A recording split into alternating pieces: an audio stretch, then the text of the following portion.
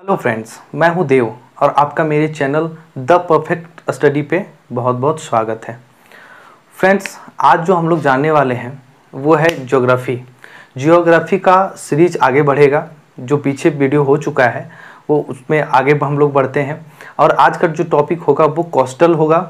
वो कोस्ट के बारे में जानेंगे कि वेस्टर्न और ईस्टर्न कोस्ट में क्या क्या है। उसके बाद दूसरा जानेंगे आइलैंड के बारे में, जो हमारे देश में आइलैंड है आपको लक्षद्वीप और दूसरा अंडमान एंड निकोबार आइलैंड है, उसके बारे में जानेंगे। इसमें दो इंटरेस्टिंग चीज़ होगा। जब कोस्ट के बारे में जानेंगे तो आप न्यूज़ में देखते होंगे कि जो हम लोग इंडिया का फिशर्समैन होता है, ठीक है, जो केरला से या फिर आपको तमिलनाडु से फिशर्समैन जो जाते हैं और अक्सर वो पकड़े जाते हैं। आप न्यूज़ में देखते होंगे कि हमारे देश का फिशर्समैन जो मछली पकड़ने वाले लोग होते हैं वो पकड़े जाते हैं श्रीलंका के द्वारा। श्रीलंका उसको पकड़ के कैदी बना लेता है। वो उनका सिक्योरिटी रीज़न है, क्योंकि आप उनके ये सिक्योरिटी रीज़न है। तो क्यों वो पकड़े जाते हैं, आखिर उनको पकड़ने का क्या कारण है, ये एक इंटरेस्टिंग चीज़ होगा। दूसरा होगा आइलैंड के बारे में जानेंगे। तो आइलैंड के पास जो भी आइलैंड अभी लक्षद्वीप है या फिर आपको अंडमान निकोबार होगा, उसके साथ साथ हम लोग कितने यूनियन टेरिटरी की बात करेंगे। बहुत सारी यूनियन टेरिटरी के पास अपना हाई कोर्ट नहीं है। उनका ज्यूरिडिक्शन जो है वो दूसरे स्टेट में चलता है, ठीक है। ये आपको बहुत सारा बुक में नहीं मिलेगा, ठीक। बहुत ज़्यादा डीप आप पढ़ के एक छोटी सी चीज़ के लिए बहुत ज़्यादा डीप नहीं पढ़ना है आपको। एक ही ये सब वीडियो जो आप मेरे वीडियो के सीरीज़ में देखते जाएँ, आपका ज्योग्राफी, इंडियन ज्योग्राफी जो भी चल रहा है बहुत क्लियर होगा, ठीक है। जो छूटता है वो चीज़ आपको नोट्स में प्रोवाइड हो जाएगा। आप कमेंट करके बताएं। अगर आप वीडियो देख रहे हैं तो वीडियो को लाइक करें, सब्सक्राइब करें, फ्रेंड में शेयर करें। और अगर आप चैनल सर्च में अभी नहीं आ रहा है तो आप अपने ये वीडियो जो अच्छा लगता है उसको आप सेव करके रख लें, ठीक है। हम लोग शुरू करते हैं। पहला जो होगा कोस्ट के बारे में, कोस्टल प्लेन्स के बारे में हम लोग बात करते हैं। हम लोग इंडिया में दो कोस्ट है, ईस्टर्न कोस्ट है, वेस्टर्न कोस्ट है। पहले हम लोग ईस्टर्न कोस्ट की बात करेंगे। जो बे ऑफ बंगाल साइड्स में होगा ना, जो बे ऑफ बंगाल, ये बे ऑफ बंगाल है, इस साइड में जो होगा वो ईस्टर्न कोस्ट होगा, ठीक है। और यहाँ से ये यहाँ पे हुगली है, मतलब ये यहाँ से वेस्ट बंगाल है, यहाँ तक तमिलनाडु है, ठीक है। यहाँ तक जो होगा ये ईस्टर्न कोस्ट होगा। ईस्टर्न कोस्ट में जो है ये नॉर्दर्न सिरकास कहलाता है, ठीक है। ये वाला पोर्शन यहाँ तक नॉर्दर्न सिरकास कहलाता है, ये वाला पोर्शन। और दूसरा हम लोग का ये है कि दूसरा जो हम लोग देख रहे हैं वो यहाँ वाला जो प्लेन कहलाएगा, उड़ीसा में जो प्लेन कहलाएगा वो उत्कल प्लेन्स कहलाएगा। फिर हम लोग नीचे आते हैं, जो कोरोमंडल कोस्ट कहाँ है, तो कोरोमंडल कोस्ट जो है आंध्र प्रदेश से लेकर तमिलनाडु को लाइज करता है। आप स्टेट का नाम ध्यान से सुने, कहाँ कहाँ लाइज करता है। अब आते हैं हम लोग वेस्टर्न कोस्ट की ओर, जिधर अरेबियन सी है। तो इधर जो है रन ऑफ कच्छ है, ठीक है। रन ऑफ कच्छ देखिए यहाँ पे होगा। ये गल्फ ऑफ कच्छ जो है, ये वाला पोर्शन जो है ये अंदर है, इसको कहते हैं गल्फ ऑफ कच्छ। ये वाला पोर्शन जो यहाँ होगा गुजरात के नीचे, ये वाला पोर्शन इसको कहते हैं गल्फ ऑफ खंभात, ठीक है। नीचे आप गल्फ ऑफ मन्नार देख ही रहे होंगे। उसके बाद अब वेस्टर्न कोस्ट में हम लोग को क्या क्या पढ़ना है, तीन कोस्ट के बारे में पढ़ना है। पहला कोंकण कोस्ट, दूसरा कनाडा जिसको कनारा कोस्ट कहते हैं, ये सेकेंड हुआ, ये तीसरा मालाबार कोस्ट के बारे में पढ़ेंगे। यही कोंकण कोस्ट जो है ये आपको मुंबई से लेकर गोवा तक आता है। और दूसरा जो कनाडा की बात नहीं कर रहे हैं, कनाडा कोस्ट जिसको कनारा कहते हैं, ये गोवा से लेकर थोड़ा बहुत तो मतलब 30-40% जो इधर आपको इधर कर्नाटक लाइज करेगा, लगभग हाफ 50% तक कर्नाटक होगा। वो गोवा से लेकर आधा जो होगा कर्नाटका वहाँ तक लाइज करेगा कनारा जी, इसको कोस्ट कहते हैं। यहाँ पे गोवा वाले जगह पे इसको गोवा प्लेन्स भी कहते हैं, ठीक है। बहुत जगह आपको गोवा कोस्ट भी लिखा हुआ देखिएगा छोटा सा।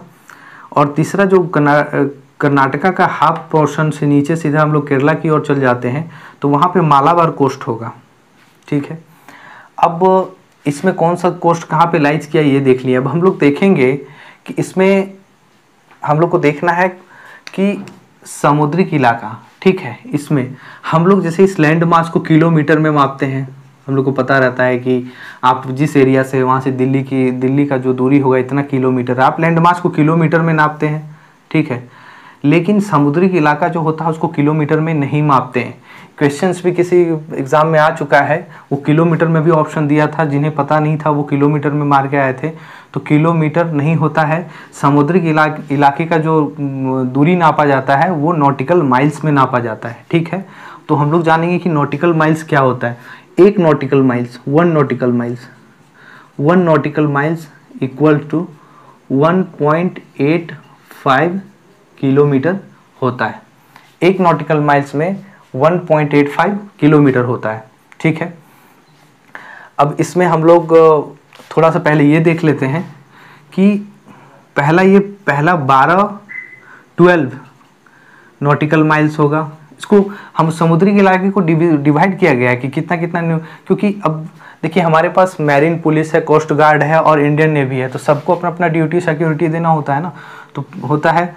अब ये 12 के बाद जो 200 तक होता है, 200 नॉटिकल माइल्स तक, और 200 के बाद जो 350 तक, 350 नॉटिकल माइल्स तक हम लोग क्लेम कर सकते हैं।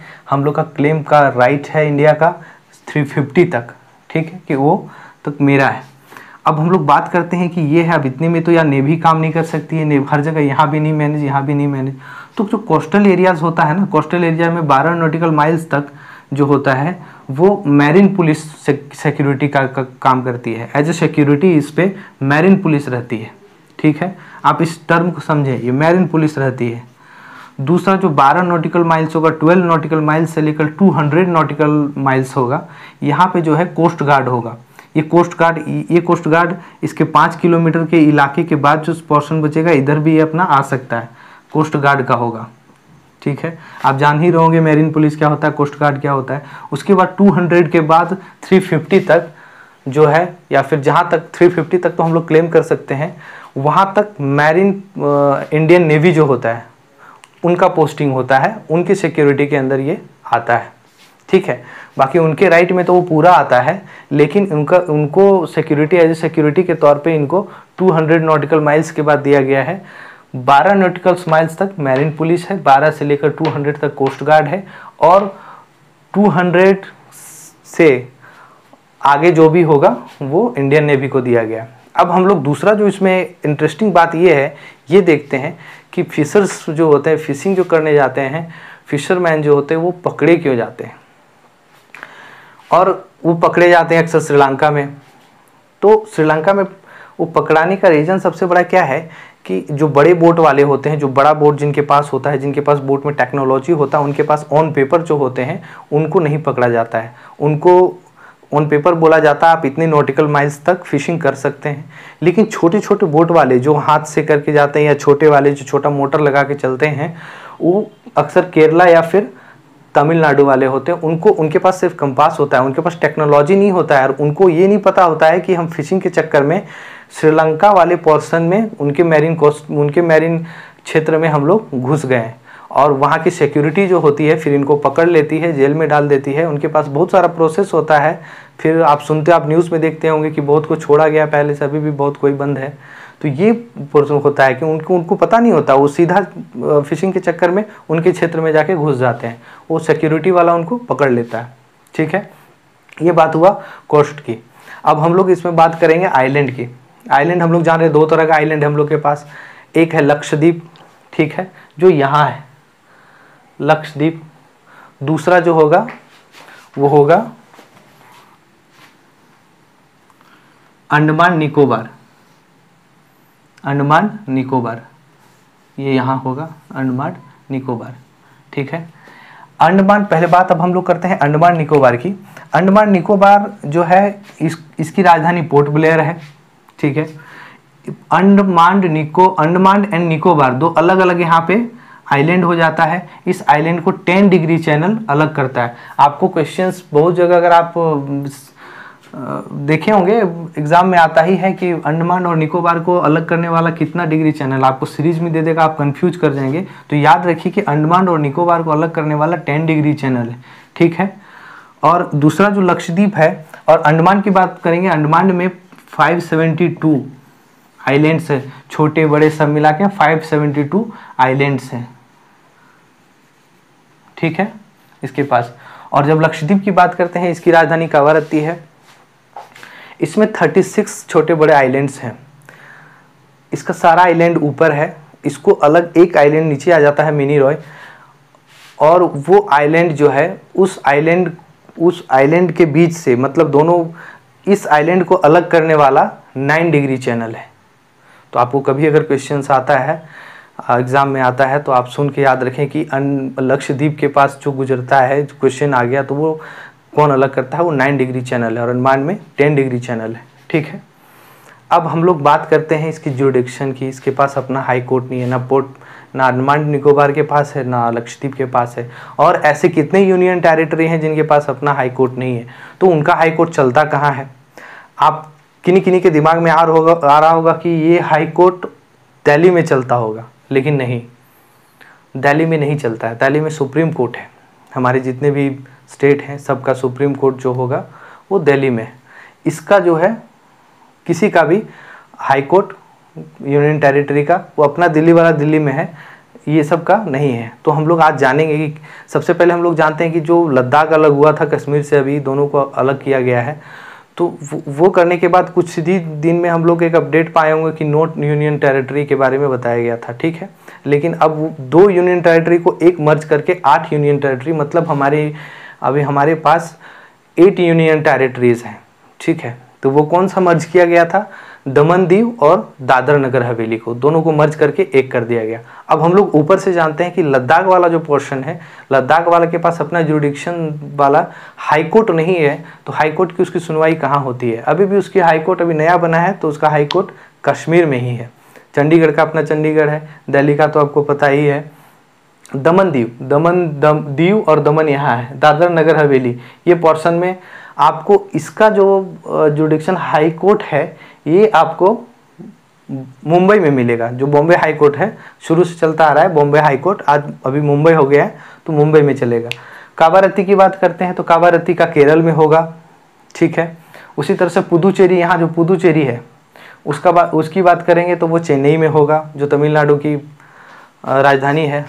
और लास्ट जो बात होगा अंडमान निकोबार के बारे में बात करेंगे, तो ये अंडमान निकोबार का जो हाई कोर्ट होगा ना, इसका हाई कोर्ट का जो सुनवाई होगा वो वेस्ट बंगाल जो कलकत्ता है उसी में होगा।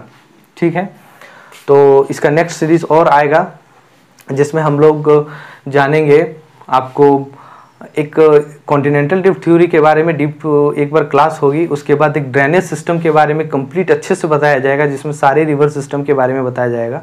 तो अगर आप चैनल पे नए हैं तो चैनल को लाइक करें, सब्सक्राइब करें और शेयर करें। और अगर आपको ये अच्छा लग रहा है तो चैनल को आप सेव करके भी रख लें, ताकि आपको नया नया अपडेट मिलता रहे। इसका जो सीरीज में आएगा आपको देख के याद हो जाएगा, आपको इसमें कुछ रटने की याद नहीं है। कोस्ट के बारे में आपको बताया गया था कि कौन सा स्टेट कहाँ लाइज करता है। ठीक है, आपको अगर अच्छा लगा है तो आप ज़्यादा से ज़्यादा शेयर करें।